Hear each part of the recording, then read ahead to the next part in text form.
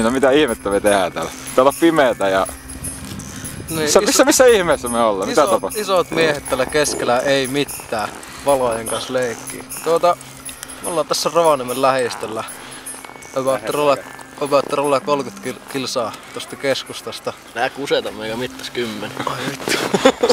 Soraa Montulla. Tänne oli about kilometri tuolta niin lähimmältä tieltä.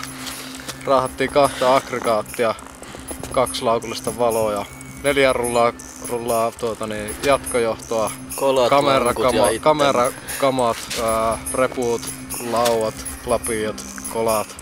Raahattiin tänne keskelle ei mitään. Ajateltiin alkaa vähän sessailla hyndää tässä. Merry Christmas!